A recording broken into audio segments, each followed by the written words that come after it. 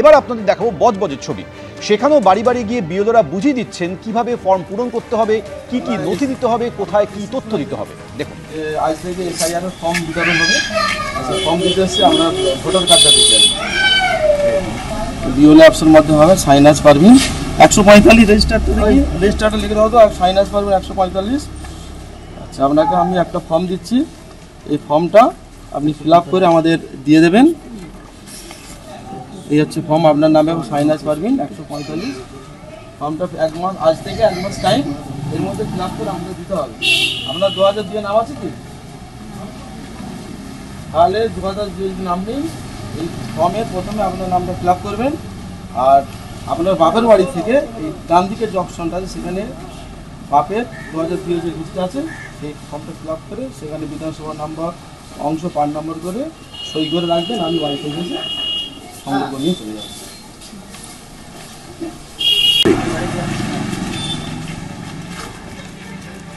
এইভাবেই বাড়ি বাড়ি যাচ্ছেন বিএলওরা, তারা বুঝিয়ে দিচ্ছেন ভোটারদের যে এই এনুমারেশন ফর্মে কোথায় কি তথ্য দিতে হবে, কি নথি দিতে হবে, স্পষ্ট করে তারা বুঝিয়ে দিচ্ছেন।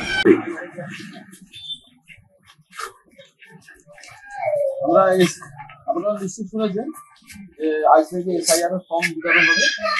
ফর্ম দিতে এসেছি আমরা, ভোটার কার্ডটা দিতে বিওএল অ্যাপসের মাধ্যমে হবে। সাইনাস পারভিন 145, রেজিস্টারটা লিখে দেওয়া হতো, আর সাইনাস পারভিন 145। আচ্ছা, আপনাকে আমি একটা ফর্ম দিচ্ছি, এই ফর্মটা আপনি ফিল আপ করে আমাদের দিয়ে দেবেন। এই হচ্ছে ফর্ম, আপনার নামে সাইনাস পারভিন 145। ফর্মটা আজ থেকে 1 মাস টাইম, এর মধ্যে ফিল আপ করে আমাদের দিতে হবে। আপনার 2002 নাম আছে কি? তাহলে 2002 নাম নেই। এই ফর্মে প্রথমে আপনার নামটা ফিল আপ করবেন, আর আপনার বাপের বাড়ি থেকে এই ডান দিকে যে অপশনটা আছে সেখানে বাপের 2002 যে লিস্ট আছে সেই ফর্মটা ফিল আপ করে সেখানে বিধানসভা নাম্বার অংশ 5 নম্বর করে সই করে রাখবেন। আমি বাড়িতে এসে সংগ্রহ করে নিয়ে চলে যাব। বাংলাদেশে রশিদুল গাজী আর ভারতে আব্দুল গাজী, এমনকি শ্বশুর মশাইকে বাবা সাজিয়ে ভোটার কার্ডও বানিয়ে ফেলেছেন। এসআইআর আবহে হিঙ্গলগঞ্জে হদিশ মিলল এমনই এক ব্যক্তির, যিনি নিজের মুখে স্বীকার করলেন ভুয়ো নথি দিয়ে ভারতের ভোটার কার্ড বানানোর কথা। এসআইআরের আবহে এখন মুখে মুখে ঘুরছে কয়েকটা প্রশ্ন। কত বাংলাদেশি অনুপ্রবেশকারী পশ্চিমবঙ্গে রয়েছে? কতজনের নাম বাদ যাবে? কতজনকে চিহ্নিত করা যাবে? কত বাংলাদেশি অনুপ্রবেশকারীকে বাংলাদেশে ফেরানো হবে? এই আবহেই উত্তর 24 পরগনার এক বাংলাদেশি নাগরিক নিজেই স্বীকার করলেন তিনি ওপার বাংলা থেকে এপার বাংলায় চলে এসেছেন। নাম আব্দুল গাজী, আগের নাম ছিল রাশিদুল গাজী। এ যেন সীমান্ত পেরোতেই ভোল বদল। একসময় বাংলাদেশের বাসিন্দা রশিদুল গাজী এদেশে এসে নাম বদলে হয়ে গেছেন আব্দুল গাজী। রাজ্যে এসআইআর আবহে এমনই একজনের হদিশ মিলল উত্তর 24 পরগনার হিঙ্গলগঞ্জে। এখানেই শেষ নয়, ভুয়ো নথি দিয়ে বাংলাদেশের নাগরিক থেকে এদেশের ভোটার হওয়ার স্বীকারোক্তিও শোনা গেল এই ব্যক্তির মুখে। আমার তো বাড়ি আগে ছিল বাংলাদেশে, বিয়ের সাথে করেছি, করার পরে মনে করেন এখন আমার এখানে ছেলেপিলে আছে, বউ বাচ্চা আছে, শাশুড়িদের কাছে আমার নামে জায়গাও লিখে দিয়েছে। যে বাংলাদেশে বাড়ি ছিল আগে ডেবাটা জেলা, সাতক্ষীরা থানা। কিন্তু কিভাবে বাংলাদেশের নাগরিক হয়ে গেলেন ভারতের ভোটার? স্থানীয় সূত্রে দাবি 2012 সালে কাজের খোঁজে বাংলাদেশ থেকে এদেশে আসেন রশিদুল গাজী। কাজ করতে যান তামিলনাড়ুতে। সেখানে আলাপ হয় হিঙ্গলগঞ্জের বাসিন্দা গফুর আলী গাজীর মেয়ে রুমেশার সঙ্গে। পরে তাদের বিয়ে হয়। অভিযোগ, এরপরই শ্বশুর গফুর আলী গাজীকে বাবা সাজিয়ে হিঙ্গলগঞ্জের শ্রীধরকাটি এলাকার ভোটার কার্ড বানিয়ে ফেলেন তিনি, যেখানে তার নাম রশিদুল গাজীর বদলে দেওয়া হয় আব্দুল গাজী। এনার আসল বাড়ি বাংলাদেশে ছিল, কর্মক্ষেত্রেও তামিলনাড়ু কাজ করত, ওখানে যোগাযোগ হয়, যোগাযোগ হয়ে ওদের বিয়ে হয়, ও ভোটার কার্ড হয়ে গেছে। এই ঘটনা সামনে আসার পরই শুরু হয়েছে দায় ঠেলাঠেলির রাজনীতি। হিঙ্গলগঞ্জ বিধানসভায় তখন বর্তমান প্রধান ছিলেন এমএলএ দেবেশ মন্ডল, এখন বর্তমান তিনি এমএলএ। ইনি বলো সেই সময় থেকে পরিকাঠামোটা তৈরি করেছিল এই বাংলাদেশিদের রাখা, এবং এনার টিম আছে, এনার বহু টিম আছে যারা 1 লাখ 1.5 লাখ টাকা নিয়ে রেশন কার্ড, ভোটার কার্ড, আধার কার্ড বানিয়েছে। সেই সময় পঞ্চায়েত, ওখানে তৃণমূলের দেবেশ মণ্ডল ওই এলাকাতে পঞ্চায়েতের প্রধান ছিলেন। এখন তার আমলে যদি প্রধান থাকাকালীন কেউ যদি বাংলাদেশি অবৈধভাবে ভোটার হয়, তাহলে সেই এলাকার পঞ্চায়েত মেম্বার বা সেই প্রধান তিনি কৈফিয়ত দেবেন সে বিষয়ে। বিরোধীদের অভিযোগের মুখে কমিশনের কোর্টে বল ঠেলেছেন স্থানীয় তৃণমূল বিধায়ক। ভোটার তৈরি করে নির্বাচন কমিশনার। নির্বাচন কমিশনের লোকদেরই দেখার দায়িত্ব কে বৈধ ভোটার, কে অবৈধভাবে ভোটার হচ্ছে। ভোটার তৈরি করবার ব্যাপারে কোনো রাজনৈতিক কোনো পদাধিকারের কোনো ভূমিকা আছে বলে তো আমি মনে করি না। কিন্তু এসআইআর এর পর কি অনুপ্রবেশের ছবিটা বদলাবে? সমীরণ পাল, এবিপি আনন্দ, উত্তর 24 পরগনা। শুক্রবার, রবিবার আর তারপর সোমবার উত্তর 24 পরগনার স্বরূপনগরে ফের গ্রেপ্তার বাংলাদেশি। ওপারে ফেরার সময় 4 জনকে আটক করল বিএসএফ। এসআইআর আতঙ্কে কি কাঁটাতার টপকে পালিয়ে যাওয়ার চেষ্টা?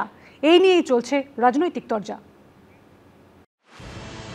বিহার, পশ্চিমবঙ্গে বিধানসভা নির্বাচন, তাই সবার মুখে মুখে এখন ঘুরছে বাংলাদেশি অনুপ্রবেশকারী প্রসঙ্গ।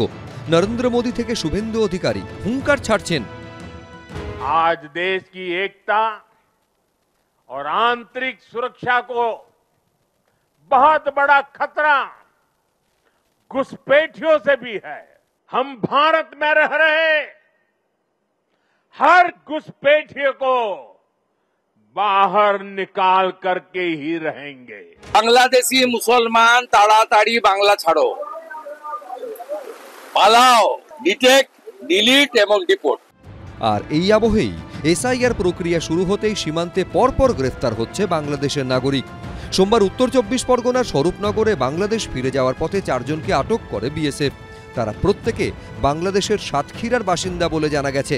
এর আগে গত শুক্রবার এই স্বরূপনগরেই অবৈধভাবে সীমান্ত পেরোনোর সময় ধরা পড়ে 45 জন বাংলাদেশি নাগরিক।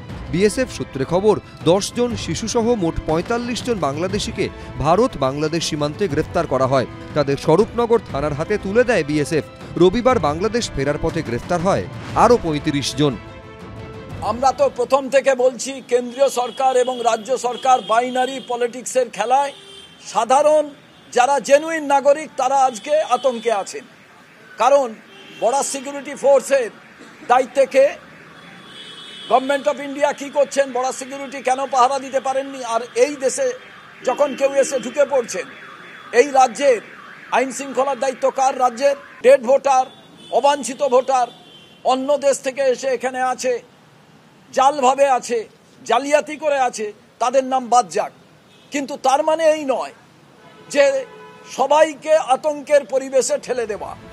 এখানেই প্রশ্ন উঠছে, তাহলে কি এসআইআর আতঙ্কে বাংলাদেশিরা কাঁটাতার টপকে ওপারে পালিয়ে যাওয়ার চেষ্টা করছেন? মুসলমান অনুপ্রবেশকারীদের চিহ্নিতকরণের কাজ শুরু হয়েছে। এখন বিভিন্ন এলাকা থেকে সেই সমস্ত বাংলাদেশিরা এখন পালিয়ে যাওয়ার কাজ শুরু করেছে। আপাতত চাচা প্রাণ বাঁচা বলে এখন সব এদিক ওদিক করে পালানোর চেষ্টা করছে, বাংলাদেশে ঢুকে যাওয়ার চেষ্টা করছে। যদি বেরোবার সময় বিএসএফ ধরে, তাহলে ঢোকার সময় ধরেনি কেন? তার মানে ওখানে কি চলছে? দায়িত্বটা তো বিএসএফ এর। তো সুতরাং সেই কারচুপির অভিযোগের জবাব তো বিএসএফকেই দিতে হবে, কেন্দ্রীয় সরকারের স্বরাষ্ট্রমন্ত্রীকে দিতে হবে। যদি এরম বক্তব্য হয় যে ভারত থেকে চলে যাচ্ছিল, এই সময় আটকেছে, তাহলে এসেছিল কি করে? তখন বিএসএফ কি করছিল? কেন ঢুকতে দিল?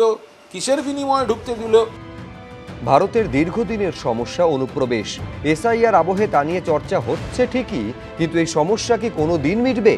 সমীরণ পাল, দীপক ঘোষ, সুদীপ্ত আচার্য, এবিপি আনন্দ।